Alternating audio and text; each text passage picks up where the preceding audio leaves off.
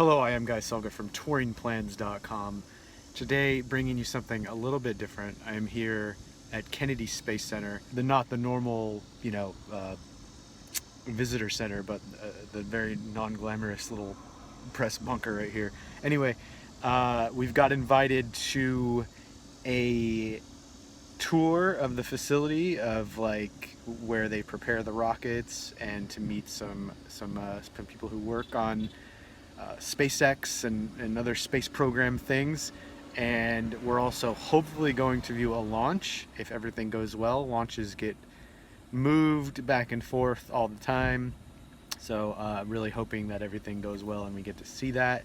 But hope you enjoy, and let's start this tour of Kennedy Space Center to prepare for the launch of SpaceX mission CRS-12, which is a resupply mission for the International Space Station. So very cool.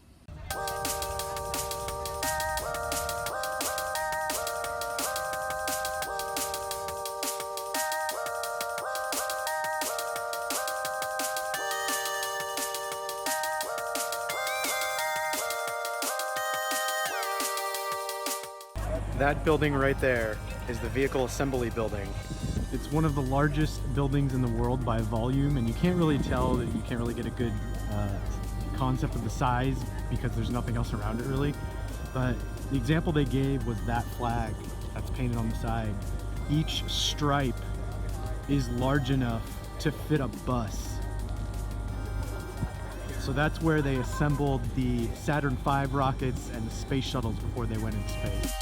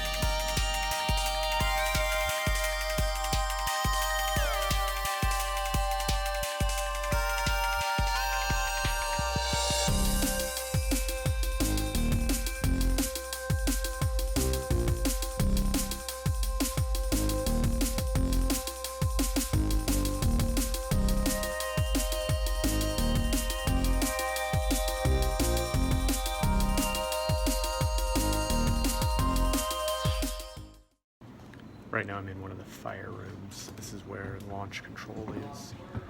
This particular room we're in, there's 4 in this building. This particular room we're in is still set up for the space shuttle era.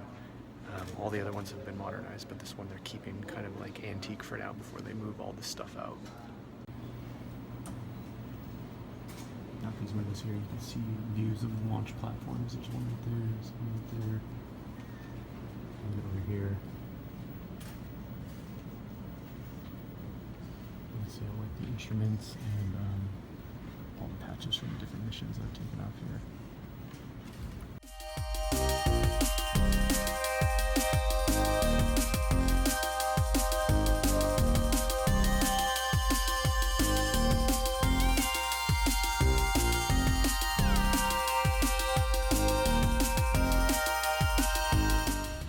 So they brought us to this remote field, and it may not look like much, but we're actually insanely close to the rocket that is actually taking off later today.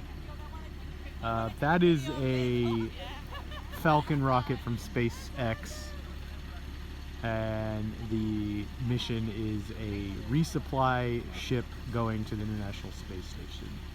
I mean, how cool is that? Like, later today, in a matter of hours, this is going to be a very dangerous place to be standing. But for now, they're letting us stand here, and I think that's so freaking cool. Also, I forgot to mention this is Launch Pad 39A, So there are 12 people who have walked on the moon. All 12 of them have launched from this launch pad. Isn't that crazy? This is historic right here. We are in a field right now about 3 miles away from the launch pad. This is where we're going to be watching the launch. We have about 16 minutes left. Everyone is very excited. And now they're making us get out of the news shots. They just briefed us on kind of what to expect during a rocket launch. And it's actually kind of interesting because, you know, light moves faster than sound, so we're going to see the launch, and then we are going to hear it, and then we're going to feel it. So that should be really interesting. We have about 10 minutes left until the launch. The excitement is palpable in the air right now, so really looking forward to it. Hope it goes off, or else the ending to this vlog is going to be kind of anticlimactic, but we'll see.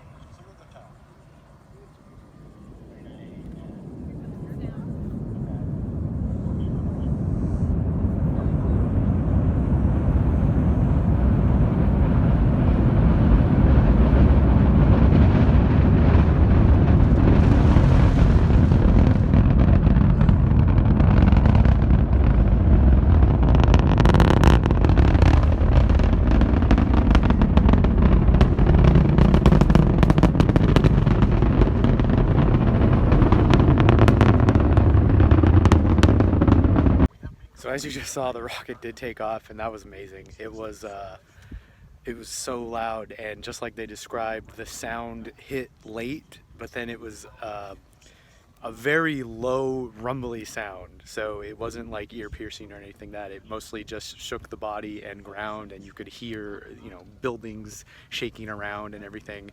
Overall, that was an incredible experience, and I highly recommend trying to get down to Kennedy Space Center to watch the launch, because wow. I guess I'm just gonna end this here. I want to thank NASA for having us out. Hashtag NASA Social, and follow all of those NASA social media accounts. I'll put them all in the description and scroll them across the screen or something. There's a ton of them. A lot of really interesting stuff on there. For example, they have stuff coming up on the eclipse. NASA is working with museums all across the country to cover the eclipse and teach people how that affects everything. Anyway, real interesting stuff, so check that out. Thank you, NASA, and thank you for watching this video, and I'll see you next time with more theme park stuff.